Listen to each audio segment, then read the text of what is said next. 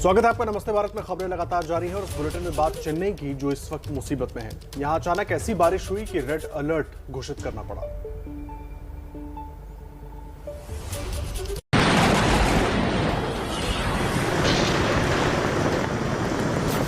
चेन्नई में बेमौसम बारिश से मचा हाहाकार।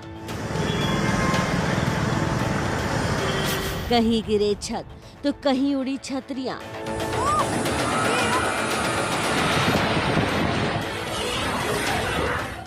बारिश ने ली 3 लोगों की जान।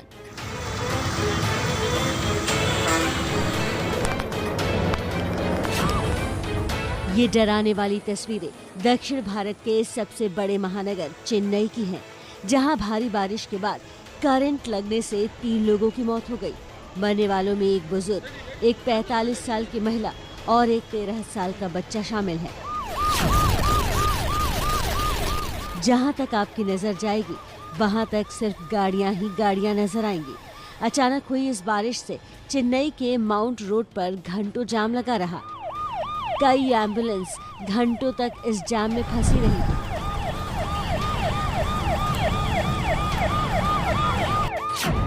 अब इन 2 तस्वीरों को देखिए। पहली तस्वीर अन्ना नगाटो इलाके के वीआर मॉल की है। देखिए कैसे मॉल की छत का एक हिस्सा भर-भरा कर गिर गया। वहीं दूसरी तस्वीर में मॉल में रखी छतरियों को उड़ते हुए देख सकते हैं।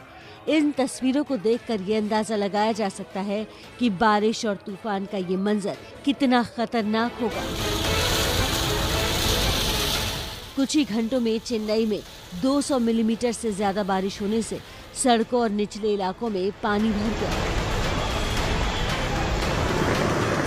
भारी बारिश के बीच चेम्ब्राम्बकम डैम से 1000 क्यूसेक पानी भी छोड़ा गया, जिसके बाद चेन्नई में रेड अलर्ट जारी किया गया है। देर रात तमिलनाडु के मुख्यमंत्री एम.के. स्टालिन ने चेन्नई में बाढ़ नियंत्रण कक्ष पहुंचकर हालात का जायजा लिया और लोगों को भरोसा दिया कि सरकार हर चुनौती के लिए तैयार है। तो बेमौसम बारिश की मार से जूझ रहा है चेन्नई। वहीं देश के दूसरे हिस्सों की अगर बात की जाए तो वहां मौसम सर्द होता जा रहा है। भारी बर्फबारी और शीतलहर से कई राज्यों में तापमान में गिरावट है, तो कहीं बर्फबारी के बाद नजारा बेहद ही खूबसूरत है।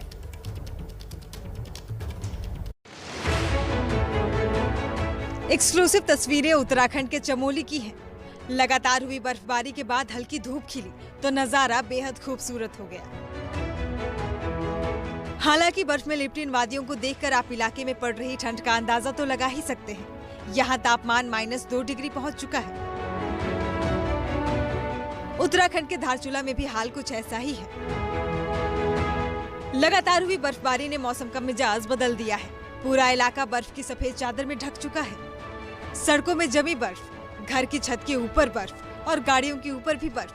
जिधर देखो उधर सिर्फ बर्फ ही नजर आ रही है। अब आपको दिखाते हैं उत्तरकाशी का ये खूबसूरत नजारा। बर्फ के बीच बहती गंगा की ये तस्वीरें देखकर एक अलग सा रोमांच महसूस होता है और इसी अनुभव को समेटने के लिए तमाम पर्यटक इन दिनों गंगोत्री का रुख कर रहे हैं। इसका विश्वास करना मुश्किल है कि इस मौसम में इतनी अभूतपूर्व सुंदरता हमें देखने को मिल रही है। इस सुंदरता को देखने के लिए थोड़े कष्ट उठाने पड़ते हैं क्योंकि ठंडा होता है, परंतु प्रशासन को इसका बढ़ावा देना चाहिए। पर्यटकों के लिए ये नजारा बेहद खास है, लेकिन बर्फबारी में फिसलन की वजह से कोई दुर्घटना न हो, इसके लिए प्रशासन पूरी तरह सतर्क है। ऊंचाई वाली जगहों पर ठहरने और जाने से सैलानियों को रोका जा रहा है। भटवाड़ी और सांकरी से ऊपर जाने वाली गाड़ियों की आवाजाही में रात 8 बजे से सुबह 8 बजे तक रोक लगा दी गई है।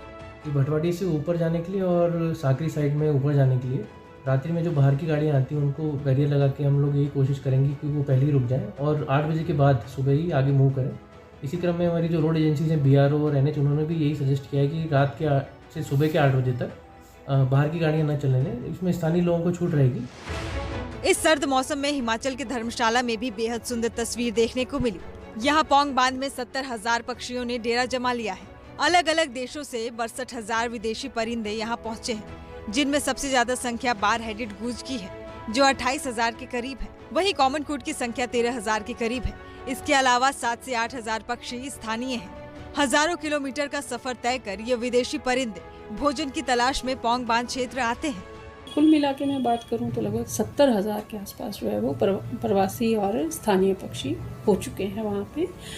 और हमारा जो स्टाफ है वो लगातार मुस्तैदी से उनकी जो है वो गणना भी कर रहा है और उनकी देखभाल भी की जा रही है। पहाड़ वाले राज्यों में बर्फबारी तो जारी है ही। मौसम विभाग के मुताबिक आने वाले दिनों में उत्तर भारत के ज्यादातर राज्यों में बारिश और शीतलहर लोगों की मुश्किलें बढ़ा सकती है। देश में कोरोना को लेकर इस वक्त जो हालात नजर आ रहे हैं वो बेहद ही चिंताजनक है। कोरोना के आंकड़े लगातार बढ़ते जा रहे हैं। 33 दिनों में पहली बार एक दिन में 10,000 से ज्यादा केस सामने आए हैं। देश में ओमिक्रॉन के मामले भी 1200 तक पहुंच गए हैं।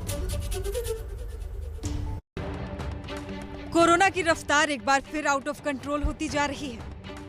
देश में ओमिक्रॉन के मरीजों की संख्या 1000 के आंकड़े को पार कर गई है। कई राज्यों में कोरोना के मामले जिस तेजी से बढ़ रहे हैं उससे लोगों की चिंता बढ़ गई है। कोरोना के ओमिक्रॉन वेरिएंट का संक्रमण भी बहुत तेजी से बढ़ रहा है। देश में ओमिक्रॉन से संक्रमण के करीब 1200 मामले सामने आए हैं।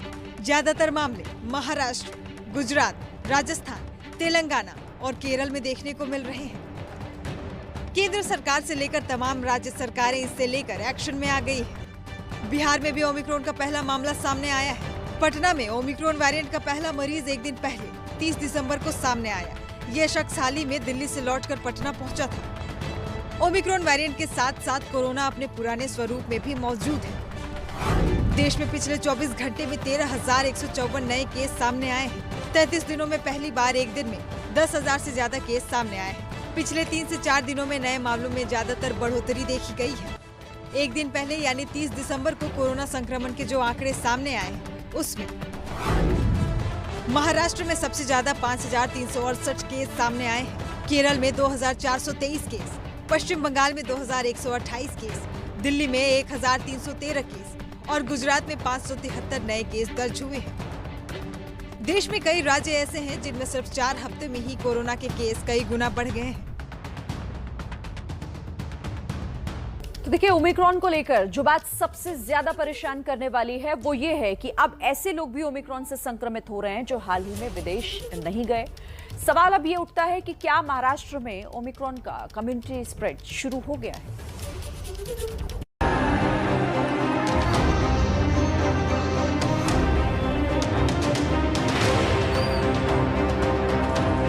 कोरोना का डेल्टा वेरिएंट तो पहले ही लोगों के लिए मुसीबत बना हुआ था। अब ओमिक्रॉन केसेस के बढ़ते आंकड़े भी मुंबई के लोगों की परेशानी बढ़ा रहे हैं। आशंका जताई जा रही है कि मुंबई में ओमिक्रॉन वेरिएंट से संक्रमण अब सामुदायिक स्तर पर फैल रहा है। यहाँ 21 और 22 दिसंबर के बीच जिन 375 सैंपल को इकट्ठा किया गया, जब लैब में उनकी टेस्टिंग हुई तो जीनोम सीक्वेंसिंग की रिपोर्ट में पता चला कि 141 लोग ओमिक्रॉन वेरिएंट से संक्रमित थे। इनमें से किसी भी मामले में विदेश यात्रा का कोई इतिहास नहीं था। ये जो नंबर ऑफ केसेस जिस तरीके से आ रहे हैं, अगर ये लगातार इस 1-2 हफ्ते तक शुरू रहेंगे तो हम ऐसा कह सकते हैं कि थर्ड वेव आ चुका है। अभी ऐसा लग रहा है कि third wave is close because cases definitely बढ़ चुके हैं। मुंबई में एक दिन पहले कोरोना के 3,928 मामले सामने आए। मुंबई का पॉजिटिविटी रेट 8.5% है। यहाँ फिलहाल 88 इमारतों को सील किया गया है। इसके अलावा यहाँ पर 4 कंटेनमेंट जोन हैं जो एक्टिव हैं। नए साल का मौका है, इसलिए तमाम इलाकों में भीड़ भी खूब नजर आ रही है। न्यू ईयर के जश्न में भीड़ ना बढ़े, इसके लिए मुंबई पुलिस अलर्ट है। मास्क न लगाने वालों पर जुर्माना किया जा रहा है। हम हैं मुंबई के जो एंट्री पॉइंट्स है और वहाँ पर मुलुंड में ये जो आनंदगढ़ टोल नाका है वहाँ पर हम देख सकते हैं बड़े पैमाने में मुंबई पुलिस हो या फिर SRPF हो यहाँ पर तैनात हो चुकी है। हर गाड़ी जो है जिसकी जांच की जा रही है। वैसे कोरोना पर काबू पाने की तमाम कोशिशों के बावजूद मुंबई में तीसरी लहर की आहट साफ सुनाई देने लगी है। इसी खतरे को देखते हुए BMC ने कमर कस ली है। मुंबई में 30,000 बेड तैयार कर लिए गए हैं। बच्चों के लिए 1,500 बेड तैयार किए गए हैं। बच्चों के लिए वेंटिलेटर की भी तैयारी की गई है। कई जगह पर कोविड जंबो सेंटर काम कर रहे हैं। 24 अस्पतालों में ऑक्सीजन प्लांट्स की सुविधा रखी गई है। शहर के तमाम बड़े हॉल और स्कूल कॉलेज के कमरों को क्वारंटीन सेंटर या कोविड सेंटर में तब्दील किया जा रहा है। कोई भी पब्लिक प्लेसेस पे 5 से ज़्यादा व्यक्ति इकट्ठा ना हो। जो रेस्टोरेंट्स है, पब्स है, या स्पा है, जिम्नेशियम है, यहाँ पे भी 50% के ऊपर उसकी ऑक्यूपेंसी ना हो। मुंबई में पिछले 5 से 6 दिनों में कोरोना के मामले 2 गुना या 3 गुना रफ्तार से बढ़ रहे हैं। दिक्कत कभी भी बढ़ सकती है, इसी को देखते हुए ये तमाम तैयारियां की जा रही हैं। ये पूरे महाराष्ट्र और मुंबई का हाल हमने आपको बताया, लेकिन दिल्ली की बात कर लेते हैं। दिल्ली में भी कोरोना का संक्रमण बहुत तेजी के साथ फैल रहा है। एक स्टडी में यह बात सामने आई है कि दिल्ली में आर वैल्यू 2 के आंकड़े को पार कर गई है। आर वैल्यू से ये पता चलता है कि एक संक्रमित व्यक्ति औसतन कितने लोगों को संक्रमित करता है। क्या दिल्ली में फिर दूसरी लहर वाली तस्वीरें दिखेंगी? क्या सामुदायिक स्तर पर ओमिक्रॉन फैलने लगा है? ये सवाल इसलिए उठ रहे हैं क्योंकि दिल्ली के स्वास्थ्य मंत्री सत्येंद्र जैन ने एक दिन पहले कुछ ऐसा ही कहा है। सबसे पहले उन्हें सुनिए। उसके अंदर ट्रैवल हिस्ट्री वाले लोग भी हैं और जो ट्रैवल हिस्ट्री बिल्कुल नहीं जिनकी, वो लोग भी हैं। इसका मतलब दिल्ली के अंदर ओमिक्रॉन है। अभी सुकून की बात यह है कि पिछली बार की तरह दिल्ली में कहीं से ऐसी खबर नहीं आ रही कि अस्पताल का संकट है या फिर ऑक्सीजन की कमी है। इसके अलावा ये भी देखने को मिल रहा है कि जो लोग संक्रमित हो रहे हैं वो नॉर्मल इलाज से ठीक हो रहे हैं। लेकिन चिंता की बात यह है कि दिल्ली में 46% मामले ओमिक्रॉन के आ रहे हैं। यानी जिन लोगों के सैंपल जीनोम सीक्वेंसिंग के लिए इकट्ठा किए जा रहे हैं उसमें 46% केस में ओमिक्रॉन की पुष्टि हुई है। जीनोम सीक्वेंसिंग जो कराई गई, अभी जो लेटेस्ट रिपोर्ट आई है उसके हिसाब से 46% जो केसेस हैं वो ओमिक्रॉन के आए हैं। हॉस्पिटल में जो पेशेंट हैं वो लगभग 200 पेशेंट हॉस्पिटल में, जिसमें से 115 वो लोग हैं जो एयरपोर्ट से आए हुए हैं। राजधानी दिल्ली में पिछले 24 घंटों में कोरोना के मामले लगातार बढ़ रहे हैं। पिछले 24 घंटों में 1313 कोरोना संक्रमण के मामले सामने आए हैं। दिल्ली में पॉजिटिविटी रेट 1.73% है। एक्टिव केस 3081 है और होम आइसोलेशन में 1560 लोग हैं। लेकिन फिर भी लोगों की लापरवाही जारी है। यहाँ पर सिविल डिफेंस के जो जवान हैं वो भी तैनात है, जो बार बार लोगों को मास्क लगाने की अपील कर रहे हैं। लेकिन जो दुकानों पे जब खरीदारी लोग कर रहे हैं तो देखिए किस तरह से आपस में एकदम चिपक के मानो कि किसी तरह की कोई सामाजिक दूरी यहाँ पर मौजूद ही ना हो। दिल्ली में कोरोना संक्रमण की रफ्तार कितनी ज्यादा है इसका अंदाजा इस बात से लगाया जा सकता है कि दिल्ली पर आर वैल्यू 2 के आंकड़े को पार कर गई है। 23 से 29 दिसंबर के बीच दिल्ली में आर वैल्यू 2.54 थी, जबकि पूरे देश की बात करें तो आर वैल्यू 1.22 है। चेन्नई के गणितीय विज्ञान संस्थान के शोधकर्ताओं की स्टडी में ये बात सामने आई है। आर वैल्यू से ये पता चलता है कि एक संक्रमित व्यक्ति औसतन कितने लोगों को संक्रमित करता है। दूसरे शब्दों में कहें तो इससे पता चलता है कि वायरस कितनी तेजी से फैल रहा है। दिल्ली में आने वाले दिनों में केस और बढ़ सकते हैं, इसलिए सावधानी बरतना जरूरी है। नमस्ते भारत देख रहे हैं आप। कोरोना का खतरा बढ़ता जा रहा है, लेकिन नए साल के जश्न में लोग इस तरह से डूबे हैं मानो सब सामान्य है, कुछ हुआ ही नहीं। बेखौफ जनता को देखने से लगता ही नहीं कि इन्हें कोरोना का डर है। देखिए जश्न मनाने वाली जनता को खबरदार करने वाली ये रिपोर्ट। जोश में मत गवाओ होश।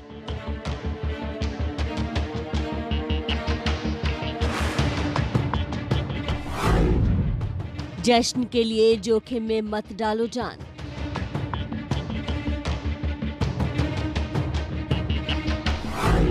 क्योंकि जान है तो जहान है।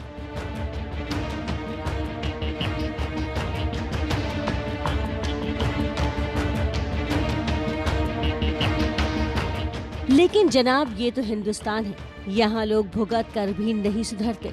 अब इन तस्वीरों को देख लीजिए। कश्मीर से लेकर दार्जिलिंग और शिलोंग तक ऐसा कोई हिल स्टेशन नहीं जो खचाखच ना भर गया हो। ओमिक्रॉन संकट के बीच लोग सैकड़ों किलोमीटर का सफर तय कर अपने फेवरेट टूरिस्ट डेस्टिनेशन पहुंच गए हैं नए साल के स्वागत के लिए। शिमला, मनाली, मसूरी, नैनीताल, चाहे जो भी नाम ले लीजिए, इन हिल स्टेशन पर लोगों का हुजूम जमा पड़ा है। हर कोई नए साल के जश्न के लिए बेताब है। ना चेहरे पर मास्क है, ना दिल में कोरोना का कहर, बस नए साल की खुमारी छाई है। मैंने भी मास्क पहना नहीं है। मैं सोच रही हूँ बस 2 वैक्सीन ले लिए हैं तब मुझे कुछ नहीं होगा, बट जितना लापरवाही करोगे उतना ये बढ़ते जाएगा। तो बट ऑब्वियस है, प्रिकॉशंस लो सब लोग, मैं भी लूँ, हर कोई लो। लोगों को पता है जो लोग सावधानी बरत रहे हैं उनको वो दिख रहा है कि उसका फ़ायदा भी है। हाल ही में थोड़ा सा रिलैक्स हो गए थे लोग ये सोच के कि चलो अभी तो वैक्सीन भी मिल रहे हैं, दो डोजेस भी मिल रहे हैं, so it got a little bit relax. Timing का आपका ओमिक्रॉन का वो बोल रहे हैं कि 10:30 बजे के बाद बंद है। तो 31 सर 12 बजे के बाद ही मज़ा आता है और 12 बजे ही एंजॉय करने का मज़ा आता है। रश भी नहीं है यहाँ पे। उससे पहले तो फिर कोई फायदा नहीं ना सर, तो इसलिए फिर हम सोच रहे हैं कि हम कल वापस चले जाए। न्यू ईयर का आगाज़ हम लोग कश्मीर से करेंगे और यहाँ की ब्यूटी एंजॉय करेंगे और really it's very beautiful here. बहुत अच्छा वेदर है। जैसलमेर की इस भीड़ को देख लीजिए, यहाँ भी वही हाल है। कोरोना नियम ताक पर रखकर लोग मौज मस्ती कर रहे हैं। गवर्नमेंट कितनी टाइम तक आपको बोलती रहेगी, हमको खुद को भी ऐसा रखना पड़ता है, सेफ्टी प्रिकॉशन खुद को भी रखना पड़ता है कि टाइम टू टाइम थोड़ा सोशल डिस्टेंस रखे। क्राउड तो हर जगह है, सोचना खुद को है कि खुद की जान लेके जा रहे हो तुम, तो खुद को प्रिकॉशन रखने पड़ेगा ना। कुछ जगहों पर प्रशासन ने सख्ती बरती है। जयपुर में पुलिस ने तौबा नाम का अभियान चलाया है, जिसके तहत नए साल के जश्न में सड़क पर हुड़दंग मचाने वालों को थाने में बिठाकर सबक सिखाया जा रहा है, ताकि इनको अक्ल आ जाए। जिले के अंदर अभियान चल रहा है जिसकी कि आप बात कर रहे हैं, जो शराबी है, हुड़दंगी है, उनके खिलाफ कार्रवाई की जा रही है ताकि नव वर्ष पे जो है शांति व्यवस्था कायम की जा सके। प्रतापनगर सर्कल के अंदर कल भी ये कार्रवाई की गई थी। 34 लोगों को हम लोगों ने पाबंद करवाया था इसमें, और आज जो है टोटल सर्कल के अंदर 43 है जिनको अपन ने 60 पुलिस एक्ट के अंदर जिनके खिलाफ कार्रवाई की है, और कल भी ये जो कार्रवाई है जारी रहेगी। हमारी जिम्मेदारी देश को आगाह करने की है, सरकार की जिम्मेदारी जनता को जागरूक करने की है, पुलिस की जिम्मेदारी नियमों के पालन करवाने की, पर इन पर अमल करने का काम जनता का है। अगर जनता नहीं समझती तो फिर शायद लोग अपनों को खोएंगे, ऑक्सीजन के लिए तड़पेंगे। इसलिए जान जरूरी है, और कहावत भी है, जान बची तो लाखों पाए। जान है तो सब है, नहीं तो फिर कुछ नहीं।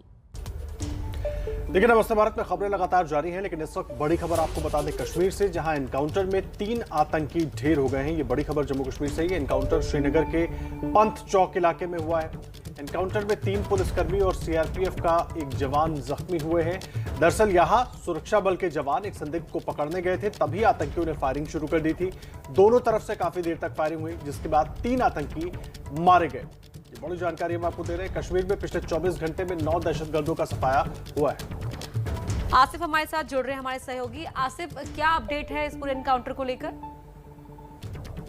इस एनकाउंटर के बारे में पुलिस की तरफ से जो जानकारी साझा की गई उसमें यही कहा गया था कि एक संदिग्ध को पकड़ने के लिए यहाँ पे छापेमारी की जा रही थी। ये साफ नहीं है कि क्या वो संदिग्ध किसी मिलिटेंट ऑर्गेनाइजेशन से जुड़ा था या कोई OGW था, लेकिन जिस तरीके से एक घर में पुलिस का कहना है कि 3 मिलिटेंट मौजूद थे और एक संदिग्ध को पकड़ने की जब गए थे तो अंदर से काफी ज्यादा मात्रा में उन पर फायरिंग हुई, जिसमें 4 सुरक्षाकर्मी घायल हो गए और जवाबी कार्रवाई में त्वरित कार्रवाई करके तीनों को मार गिराया गया। हालांकि इनकी पहचान और किस संगठन से है इसके बारे में अभी तक कोई भी जानकारी पुलिस की तरफ से साझा नहीं की गई है। नजर रखिएगा। फिलहाल शुक्रिया आपका इस जानकारी के लिए। बात अब कर लेते हैं हरिद्वार और रायपुर में धर्म संसद के बाद अब अलीगढ़ में 22-23 जनवरी को धर्म संसद की तैयारी हो रही है, लेकिन 2 शहरों में धर्म संसद में जो विवाद हुआ वो अब तक नहीं थमा है। रायपुर में राष्ट्रपिता के खिलाफ ही अपशब्द बोला गया, ये मामला तूल पकड़ता जा रहा है। कल मध्य प्रदेश के खजुराहो से गिरफ्तार किया गया कालीचरण को और फिर कोर्ट में पेशी हुई, जहां बापू के हत्यारे का समर्थन करने वाले कालीचरण के चेहरे पर कोई पछतावा नहीं दिखा।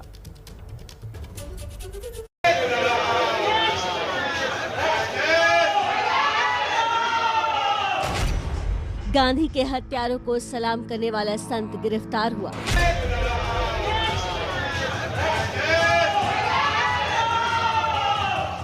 कोर्ट में पेशी हुई तो गोडसे के समर्थक के समर्थन में भी नारे लगने लगे।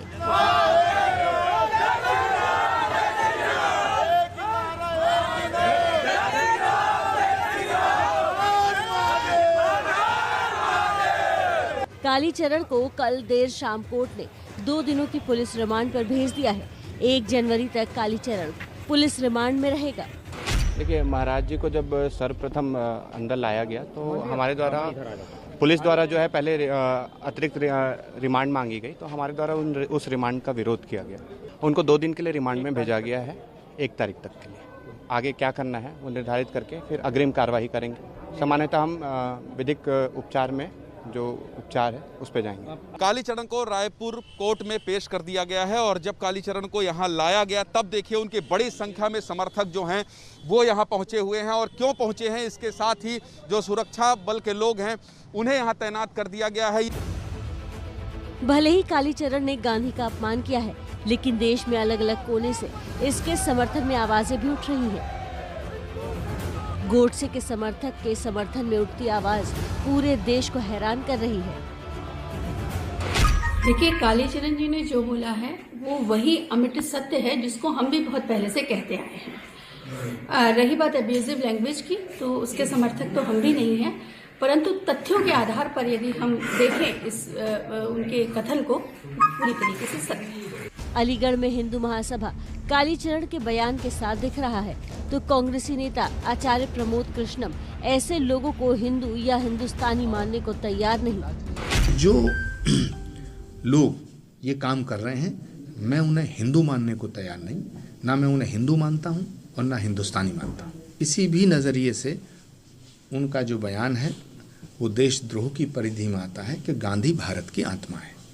उन्होंने भारत की आत्मा को घायल करने का काम किया है। छत्तीसगढ़ में कालीचरण का विवादित बयान राजनीति का बड़ा मुद्दा बना हुआ है। गांधी का सम्मान करने वाली बीजेपी कालीचरण के बयान का विरोध कर रही है, लेकिन कांग्रेस से कुछ सवाल भी कर रही है। देखिए, गिरफ्तारी तो कानून को अपना काम करना है। गांधी के अपमान के शब्द को मैं सर्वथा अनुचित मानता हूँ। छत्तीसगढ़ में लगातार भगवान राम का अपमान करने वाले, उनके लिए आप शब्द बोलने वाले, उनको दुष्ट बोलने वाले, उनके ऊपर कब कार्रवाई करेगी भूपेश सरकार? ये भी तो प्रश्न छत्तीसगढ़ की जनता पूछ रही है ना। कांग्रेस ने राष्ट्रपिता पर आपत्तिजनक टिप्पणी के मामले को बड़ा मुद्दा बनाया है।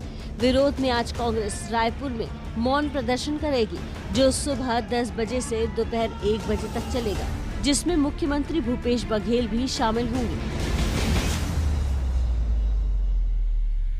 वही मैं पूछ रहा हूँ कि नरोत्तम मिश्र जी तब क्यों सामने नहीं आए जब कालीचरण ने निंदा की थी? क्योंकि वो इंदौर के रहने वाले, इंदौर में भी उसका आश्रम है, रहने वाले तो महाराष्ट्र के हैं। तो उस समय वो आपत्ति नहीं किया, उस समय वो टिप्पणी नहीं आया, उस समय टीवी सामने नहीं आए। अब वो आ गए हैं, तो क्या वो दुखी हैं कालीचरण की गिरफ्तारी से? सवाल इस बात का है। तो मुंह में राम बगल में छुरी। और अब बड़ी खबर आपको बता देते हैं। कानपुर वाले इत्र कारोबारी के घर से जो अकूत दौलत निकली है, उसमें से 196 करोड़ रुपए के नोट हैं। इसका खुलासा तो हो ही चुका है, लेकिन अब इस कैश वाले कुबेर को लेकर एक और दिलचस्प खुलासा हुआ है। वो ये कि 196 करोड़ का बड़ा हिस्सा 500 के नोटों का था, उसके बाद 2000 के नोट। इसमें दिलचस्प बात ये सामने आ रही है कि पीयूष जैन को इस बात की आशंका थी कि भविष्य में 2000 रुपए के नोट बंद हो जाएंगे, इसलिए उसने ज्यादातर नोट 500 रुपए के रखे थे। तो डर था उसे इस बात का कि 2000 रुपए के नोट अगर जमा करेगा तो भविष्य में कहीं 2000 रुपए के नोट बंद ना हो जाए, तो इसलिए वो 500 रुपए के नोट जमा कर रहा था। और यहां उसने बड़ी ही चालाकी से 500 रुपए के नोट जमा किए थे। तो ये बड़ा खुलासा हुआ है कि ज्यादातर जो कैश उसके पास मिला है उसमें से 500 रुपए के नोट उसने जमा किए हुए थे। उसे इस बात का डर था कि भविष्य में 2000 रुपए के नोट बंद हो जाएंगे। 196 करोड़ का बड़ा हिस्सा 500 रुपए के नोट का है। तो देखिए, कैश किंग ने कितनी समझदारी के साथ नोटों का ये खजाना अपने पास जमा किया था, इसका पूरा हिसाब किताब हमारे पास मौजूद है। कानपुर के कुबेर का जो नोट स्टेट बैंक के पास रखा गया है, वो पूरा बही खाता भी हम आपको दिखाएंगे। लेकिन आप पहले देखिए कि हम ये क्यों कह रहे हैं कि उसने अपने 196 करोड़ के खजाने में जो ज्यादातर नोट है वो 500 के रखे थे। ग्राफिक्स के जरिए इन आंकड़ों को आपको समझाने की कोशिश हम करते हैं। पीयूष जैन के घर से मिली रकम में 29,38,500 पीस जो नोट है वो 500 रुपए के थे, जिसकी कीमत 146 करोड़ 92,50,000 रुपए, जबकि जो 2000 रुपए वाले नोट हैं वो 1,72,000 नोट थे, जिनकी कीमत करीब 34 करोड़ 40 लाख रुपए हुई। इस तरीके से इन दोनों को मिलाकर 180 करोड़ रुपए का आंकड़ा पहुंचता है। तो इसके अलावा पीयूष जैन ने 200, 150 और 10 की करेंसी में 16 करोड़ रुपए इकट्ठा कर रखे थे। इस तरह कुल मिलाकर ये रकम करीब 196 करोड़ तक पहुंचती है। देखिए, हम आपको बता रहे हैं कि कैश किंग पीयूष जैन ने किस तरह से अपने खजाने में इतने सारे पैसे जमा किए थे और क्यों 500 रुपए के नोट इकट्ठा किए थे, वो भी हम आपको बता रहे हैं। और उसकी तस्दीक कैसे होती है वो देखिए, हम आपको बताने की कोशिश कर रहे हैं। ये एसबीआई की एक्नॉलेजमेंट रिसिप्ट है। जब डीजीजीआई की टीम पैसे लेकर पहुंची पीयूष जैन के घर पर, और जब माफ कीजिएगा एसबीआई के चेस्ट में उस पैसे को वहां जमा किया गया, वहां फिर से गिनती हुई, तब जो उन्होंने आंकड़ा दिया उसमें 109 करोड़ रुपए, माफ कीजिएगा 109 करोड़ रुपए जो थे वो सिर्फ 500 रुपए के नोटों में थे, और उसमें कुछ खुदरा नोट भी मौजूद थे। और साथ ही साथ हम आपको दिखा रहे हैं किस तरीके से अलग अलग कमरों से कितने नोट की बरामदगी हुई थी। 500 के 80,000 नोट कमरा नंबर 1 में मिले थे। उसके अलावा देखिए 500 के 70,000 नोट उसी कमरे में दूसरी अलमारी से मिले। ये पूरा खाका बना हुआ है, किस जगह से कितने नोट मिले। कहीं से 70,000 नोट 500 के मिले, कहीं से 80,000 नोट 500 के मिले, कहीं से 1 लाख नोट 500 के मिले, और लगातार ये आंकड़ा जो है वो बढ़ता रहा, और ऐसे करके ये आंकड़ा पहुंच गया 109 करोड़ रुपए तक, जो एसबीआई के चेस्ट में 500 के नोट जमा किए गए हैं। हालांकि पूरी रकम की बात करें तो 196 करोड़ के आसपास है, लेकिन 500 के नोट जो है वो करीब 109 करोड़ रुपए हैं। और अभी तक 196 करोड़ की नकदी सामने आ चुकी है, जिसमें से 177 करोड़ रुपए कानपुर के आनंदपुरी की कोठी से बरामद हुए हैं। देखिए, जो 4 कमरों में खुफिया अलमारियों में रकम छिपाई गई थी, पहले कमरे की एक अलमारी में करीब 28 करोड़, दूसरी अलमारी में करीब 27 करोड़ के नोट बरामद हुए। और इसी तरह दूसरे कमरे की एक अलमारी में करीब 26.5 करोड़ और दूसरी अलमारी में 28 करोड़ से ज्यादा के नोट मिले थे, जबकि तीसरे कमरे में करीब 68 करोड़ रुपए सीज किए गए। अलग अलग कमरों से जो नोट निकले उन्हें अलग गिना गया, और वही इन कागजों पर हम आपको दिखा रहे हैं। और इसमें भी साफ है कि ज्यादातर नोटों की गड्डियां 500 रुपए की थी। एक कमरे में जब छापेमारी की शुरुआत हुई तो उसमें एक अलमारी से कितने नोट निकले, दूसरे बॉक्स में से कितने नोट निकले, इन सब का जिक्र इस पूरे कागज पर किया गया है, और उसमें ये बताया गया है कि कहां से कितने नोट निकले हैं। संजय त्रिपाठी हमारे सहयोगी जुड़ गए। संजय, लगातार अपने दर्शकों को हम वो दिखा रहे हैं, वो एक्नॉलेजमेंट रिसिप्ट भी दिखा रहे हैं जो जमा कराई गई एसबीआई की तरफ से दी गई, और दूसरा वो पूरा खाका, कितने नोट कहां से मिले। आखिर 500 करोड़ के नोट, क्या डर ही इसके पीछे वजह थी जो इकट्ठा कर रहा था पीयूष? देखिए आदर्श, ये जो खुलासा है ये सिर्फ एबीपी न्यूज़ पर हुआ है। जो एसबीआई की रिसीट है उसमें साफ तौर पर दर्ज है कि उसके घर से जो भी नोट मिले हैं वो किन शक्ल में थे। 500 की कितनी गड्डियां थी, 2000 की कितनी गड्डियां थी। इसमें एक और हैरान करने वाली बात है कि जो नोट बरामद हुए हैं उसमें 500 की कई हजार गड्डियाँ ऐसी हैं जो नए नोटों की है। 2000 के भी कई सारे नोट हैं जो नए नोट हैं। और ये जो नई गड्डियां हैं, अगर आदर्श आप भी बैंक जाएंगे और आपको 1 लाख रुपए निकालना होगा ना, तो बैंक वाला आपको 500 की नई गड्डी नहीं देगा। ये नई गड्डियां आखिरकार इसके पास कैसे पहुंची, ये बड़ा सवाल है। और 2000 के नोट जो पिछले कई सालों से बंद है, जिनकी छपाई बंद कर रखी गई है, वो कई सारे नए नोट आदर्श कैसे पहुंचे पीयूष जैन के पास, ये बड़ा सवाल है। और निश्चित रूप से अगर ये नए नोट वहाँ पहुँचे हैं तो कहीं ना कहीं बैंक के जो कर्मचारी हैं उनकी संलिप्तता भी हो सकती है। तो ये जो पैसा बरामद हुआ है इसको लेकर के अब नए नए खुलासे हो रहे हैं, नई नई जानकारियाँ सामने आ रही है। कुछ जो अधिकारी हैं नाम ना बताने की शर्त पर ये भी बता रहे हैं कि ये जो पैसा है ये हवाले की रकम भी हो सकती है, क्योंकि इतना बड़ा पैसा कोई भी व्यक्ति अपने पास नहीं रखेगा। और हवाला जो कारोबारी होते हैं वो भी पीयूष जैन की तरह बहुत लो प्रोफाइल रहते हैं, बड़ा सोशल नहीं होते हैं, बहुत कम लोगों से मिलते जुलते हैं। तो ऐसे में ये रकम हवाले की भी हो सकती है। और 2000 के नोटों की जहाँ तक आपने बात की, तब बीच में जो अफवाह फैली थी कि 2000 के नोट बंद हो सकते हैं, तो पीयूष जैन के पास बड़ी संख्या में 2000 के नोट पहले से रखे थे। संजय, तो कह सकते हैं कि शातिराना तरीके से वो इस दौलत को जमा कर रहा था, या उसके जरिए इस संपत्ति को वहां पर इकट्ठा किया जा रहा था। जो खुलासा आपने किया सनसनीखेज है बेहद, और साथ ही इस बात की को भी और पुख्ता करता है कि कई और लोगों से भी इसके तार जुड़े हुए हो सकते हैं।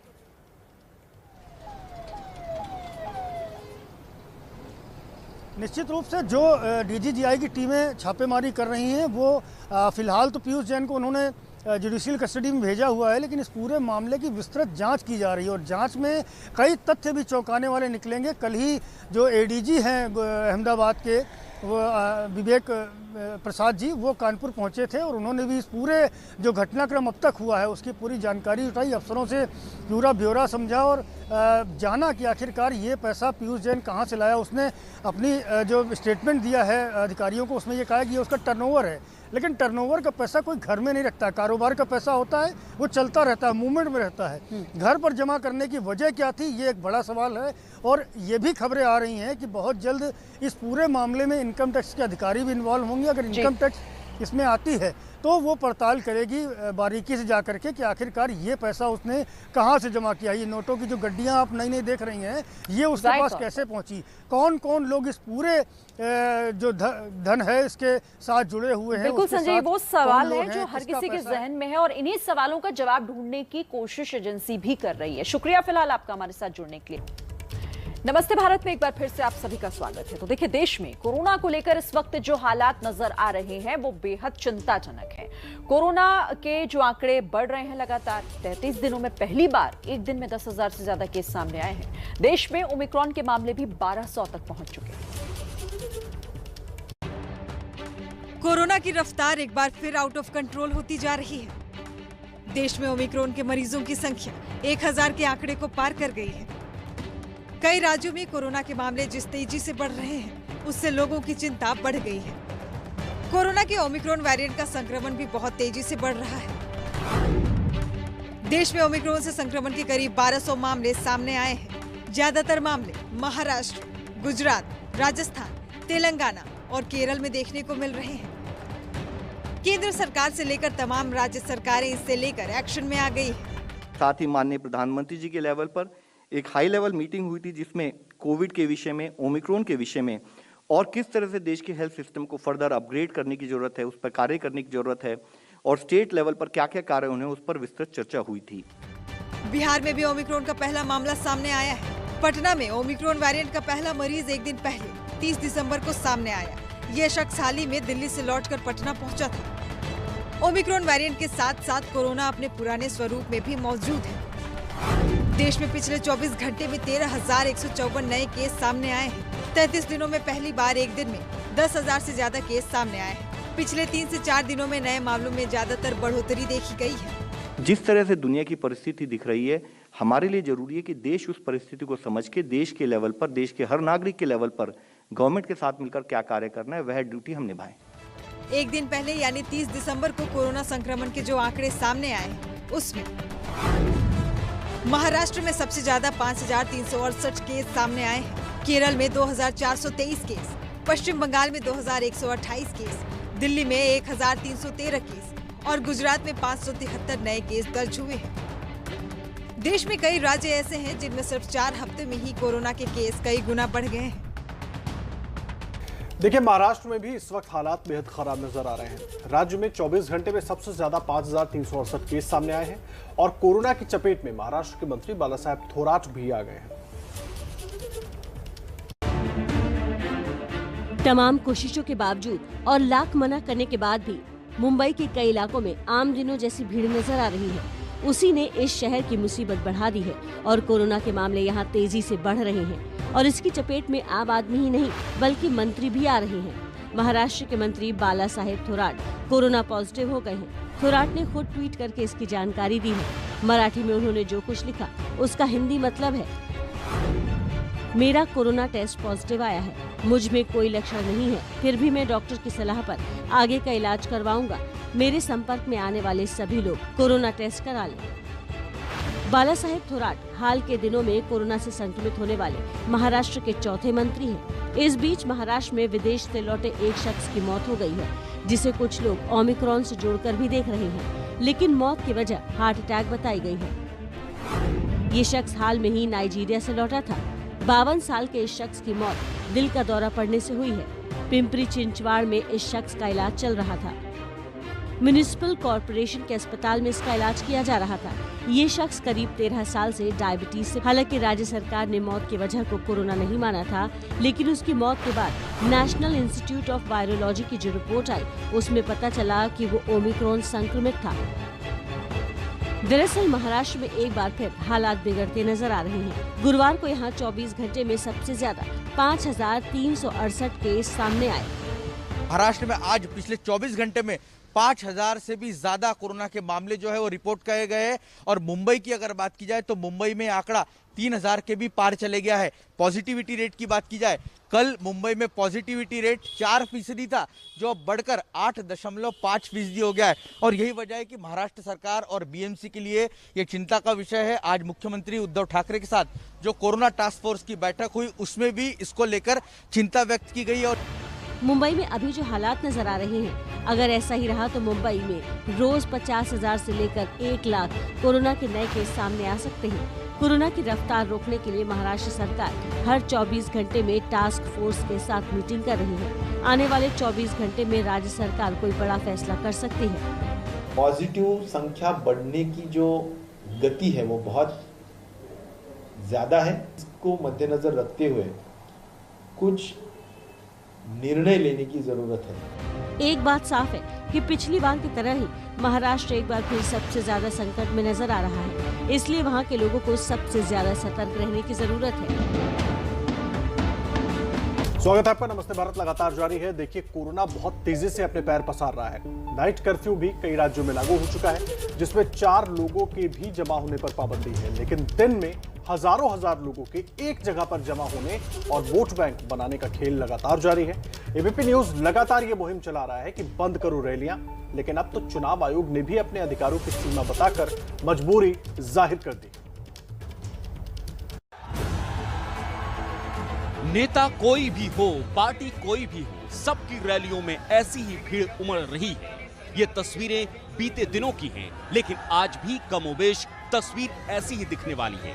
इन तमाम बड़े नेताओं की ऐसी ही रैलियां होने वाली हैं। जहां तक नजर जाए मुंड ही मुंड दिखाई देते हैं मित्रों। जरा कोरोना के खतरे के बीच आज नेताओं की होने वाली रैलियों की लिस्ट देखिए, जो काफी लंबी है। अयोध्या, बरेली और संत कबीर नगर में गृह मंत्री अमित शाह का कार्यक्रम है। कानपुर देहात और रायबरेली में सीएम योगी रैली करेंगे। तो पंजाब के पटियाला में केजरीवाल शांति मार्च करेंगे।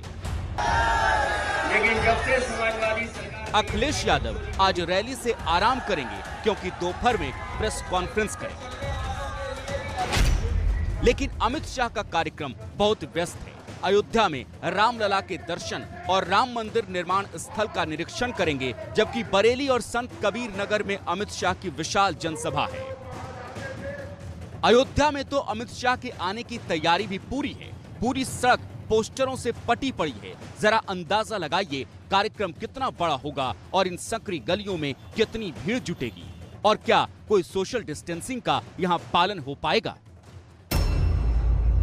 अब सवाल है कि बीजेपी से लेकर समाजवादी पार्टी तक की रैलियों में जो भीड़ उमड़ रही है, उस पर रोक कौन लगाएगा, क्योंकि इसी काम के लिए यूपी दौरे पर गई चुनाव आयोग की टीम ने तो हाथ खड़े कर दिए हैं। जब भी चुनाव होता है, हमारा चुनाव आयोग का जब दायित्व शुरू होता है, जब हम एमसीसी लागू कर देते हैं, उससे पहले जो भी वर्क है वो स्टेट एडमिनिस्ट्रेशन का होता है, और एसडीएमए के अंतर्गत जो भी उनकी कार्यवाही होगी वो लोग करेंगे। यानी चुनाव आयोग ने तो नियमों और अधिकारों की दुहाई देकर सरेंडर कर दिया और आचार संहिता लागू होने से पहले नियम बनाने का काम प्रशासन पर छोड़ दिया। पर प्रशासन की कमान सरकार के हाथों में है, जिसे मुख्यमंत्री मंत्री संभालते हैं, और मंत्री ने चुनाव आयोग की मजबूरियों का क्या मतलब निकाला, वो देखिए। यदि योजना बनेगा तब हम लोग डिसाइड करेंगे कि किस तरह होगा, और फिर वो इलेक्शन कमीशन के अंडर ही रहेगा। तो जिला के प्रशासन उसको डील करके अगर कोई इस तरह का व्यवस्था करेगा कि जो लोग हम लोग से सूची लेके कौन कौन से जिले में होम आइसोलेशन में संख्या अगर ज़्यादा है तो उनके घरों पर कैसे वोट करवाना है, वोट लेना, वो चुनाव आयोग ही करेगी। घर के करीब वोट दिलवाने का इंतजाम कर देंगे, लेकिन रैलियां नहीं रोकेंगे। कोरोना हो तो हो, चुनाव आयोग की ऐसी मजबूरी पर कांग्रेस ने कड़ा पलटवार किया है। रणदीप सुरजेवाला ने एक के बाद एक कुल 3 ट्वीट करके चुनाव आयोग को निशाने पर लिया। सुरजेवाला ने ट्विटर पर चुनाव आयोग की संवैधानिक जिम्मेदारी बताया है, लेकिन जब चुनाव आयोग ने यूपी में मीटिंग की, तब आयोग के मुताबिक किसी भी पार्टी ने रैलियां रोकने या चुनाव टालने पर सहमति नहीं जताई। इसमें सुरजेवाला की पार्टी भी शामिल थी। सवाल है, कांग्रेस ने क्यों नहीं रैलियां जारी रखने का विरोध किया? वहीं हरिद्वार और रायपुर में धर्म संसद के बाद अब अलीगढ़ में 22 और 23 जनवरी को धर्म संसद की तैयारी हो रही है, लेकिन दो शहरों में धर्म संसद में जो विवाद हुआ वो अब तक थमा नहीं है। रायपुर में राष्ट्रपिता के खिलाफ ही अपशब्द बोला गया। ये मामला तूल पकड़ता जा रहा है। कल एमपी के खजुराहो से कालीचरण को गिरफ्तार किया गया और फिर कोर्ट में पेशी हुई, जहां बापू के हत्यारे का समर्थन करने वाले कालीचरण के चेहरे पर कोई पछतावा नहीं दिखा।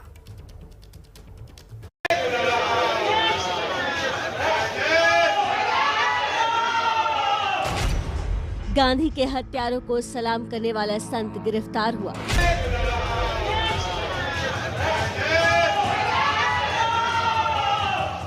कोर्ट में पेशी हुई तो गोडसे के समर्थक के समर्थन में भी नारे लगने लगे।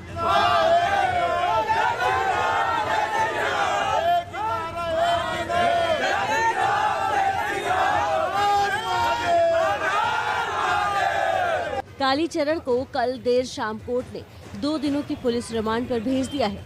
1 जनवरी तक कालीचरण पुलिस रिमांड में रहेगा।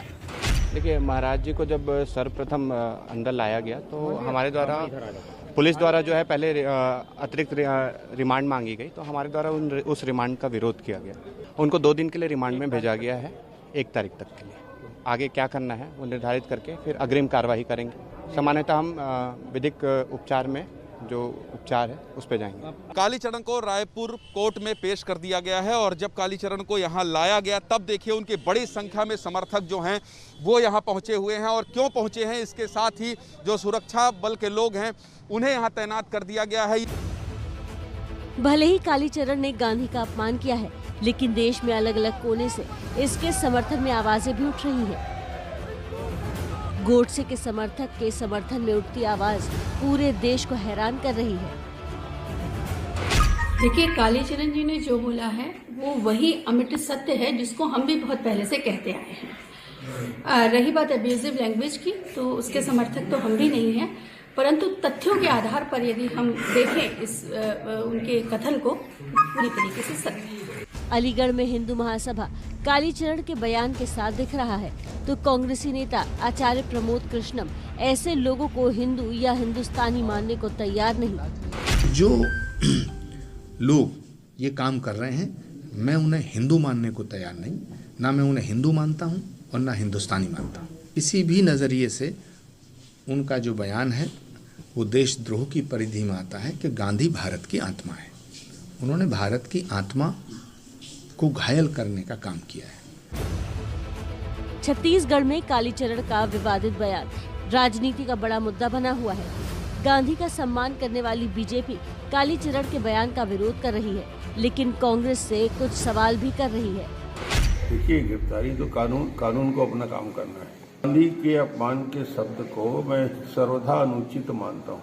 छत्तीसगढ़ में लगातार भगवान राम का अपमान करने वाले, उनके लिए आप शब्द बोलने वाले, उनको दुष्ट बोलने वाले, उनके ऊपर कब कार्रवाई करेगी भूपेश सरकार? ये भी तो प्रश्न छत्तीसगढ़ की जनता पूछ रही है ना। कांग्रेस ने राष्ट्रपिता पर आपत्तिजनक टिप्पणी के मामले को बड़ा मुद्दा बनाया है। विरोध में आज कांग्रेस रायपुर में मौन प्रदर्शन करेगी, जो सुबह 10 बजे से दोपहर 1 बजे तक चलेगा, जिसमें मुख्यमंत्री भूपेश बघेल भी शामिल होंगे।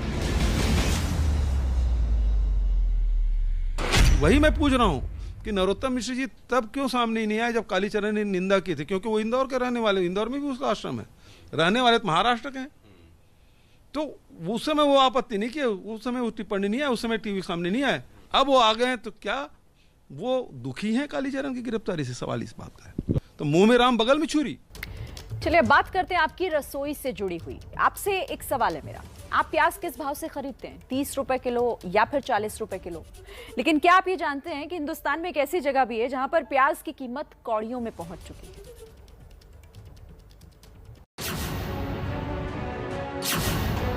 1 किलो प्याज 1 रुपए में। यकीन नहीं हो रहा ना, लेकिन ये सच है। मध्य प्रदेश के रतलाम में किसान अपनी मेहनत को कौड़ियों में लुटाने पर मजबूर है, लेकिन उसे खरीदने को कोई तैयार नहीं है। अब हालात ऐसे हैं कि अन्नदाता अपनी फसल को मंडी में छोड़कर मायूस लौट रहे हैं। हाँ, नीलाम नहीं हुआ तो जा रहे हैं घर, और क्या। तो मतलब क्या भाव ही नहीं मिला? हाँ, नीलाम ही नहीं करें इनको। तो अब क्या करेंगे, इसको वापस ले जाएंगे? डांडे डोर को खिला देंगे और क्या करेंगे। अब किसानों की इस मजबूरी की वजह भी समझ लीजिए। दरअसल इस बार बम्पर पैदावार की वजह से सप्लाई ज्यादा है और मांग कम। पिछले एक हफ्ते से 200 से ज्यादा ट्रॉलियों में भर भर कर प्याज मंडी पहुंच रहा है।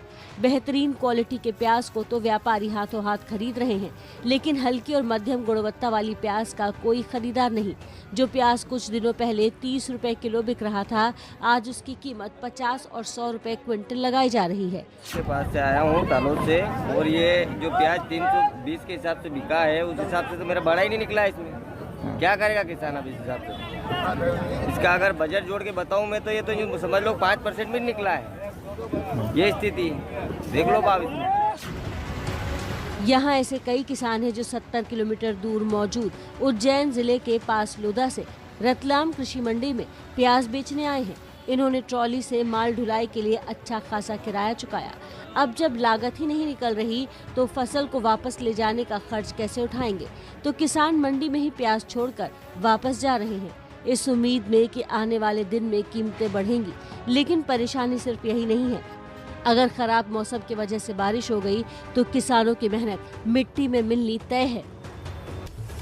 दिल्ली में वित्त मंत्री निर्मला सीतारमण की अध्यक्षता में आज जीएसटी काउंसिल की 46वीं बैठक होने वाली है। सुबह 11 बजे विज्ञान भवन में ये बैठक होगी, जिसमें कई राज्यों के वित्त मंत्री शामिल होने वाले हैं। आज की बैठक का अहम मुद्दा टेक्सटाइल और फुटवेयर प्रोडक्ट्स पर बढ़ाई गई जीएसटी की दर है।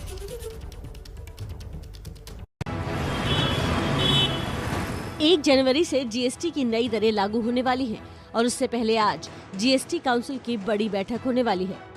कोरोना की फिर बढ़ती हुई रफ्तार और अर्थव्यवस्था पर दोबारा संकट की आहट के बीच केंद्रीय मंत्री निर्मला सीतारमण बजट से पहले जीएसटी काउंसिल की 46वीं बैठक की अध्यक्षता करेंगी, जहां कई राज्यों के विरोध का सामना करना पड़ सकता है। बैठक से पहले कुछ राज्यों ने टेक्सटाइल और फुटवेयर पर बढ़ी हुई जीएसटी दरों का विरोध जता दिया। कपड़े के उत्पाद पर 1 जनवरी से लगने वाली नई जीएसटी दर को रद्द करने की मांग। कपड़े के उत्पाद पर 12% की जीएसटी कई राज्यों को मंजूर नहीं। गुजरात ने कपड़े पर जीएसटी की नई दर को लागू नहीं करने की मांग की। दिल्ली, पश्चिम बंगाल, राजस्थान और तमिलनाडु ने भी मांग का समर्थन किया। जीएसटी काउंसिल की 17 सितंबर को हुई पिछली बैठक में फुटवेयर एवं कपड़ों पर जीएसटी दर संशोधित करने का फैसला किया गया था, जिसके बाद दरें बढ़ाई गई थी, जिसे 1 जनवरी से लागू होना था। लेकिन उससे पहले ही अब दरों में बदलाव को खत्म करने की मांग उठी है। जीएसटी 5 की जगह 12 हो जाएगी। 140% की बढ़ोतरी जैसे ये नोटिफिकेशन हमारे यहाँ सर्कुलेट हुआ, मार्केट के व्यवहार में हाहाकार मच गया कि बड़ी मुश्किल से 5% जीएसटी को सर्वाइव करने में हमें 4 साल लगा। गाड़ी बड़ी मुश्किल से पटरी पे आ रही है। उससे पहले 140% की बढ़ोतरी कैसे सहन कर पाएंगे? 2 साल कोरोना खा गया, फिर तीसरी लहर का भय, तो कैसे करेंगे? दिल्ली सरकार ने भी मीटिंग से पहले ही साफ कर दिया है कि कपड़े पर 12% जीएसटी का विरोध करेगी। जीएसटी में जो टैक्स बढ़ाया गया है 5% का 12%, वो उद्योग के लिए और छोटे खरीदारों के लिए ठीक नहीं है, इसलिए उसको हटाया जाए, उसको वापस 5% किया जाए।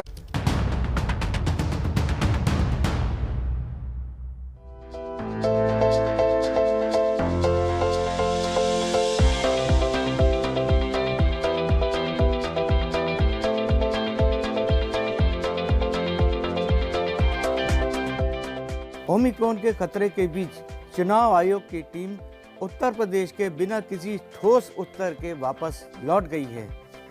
अब वहां पर रैली, चुनाव प्रचार और बाकी के काम जस के तस हैं और आप हैं कि भगवान के भरोसे ही हैं। हम आपसे कल नए साल में मिलेंगे दोबारा से। आप लोगों को नए वर्ष की बहुत बहुत शुभकामनाएं। नमस्ते भारत की टीम और एबीपी न्यूज़ से आपको बहुत बहुत शुभकामनाएं।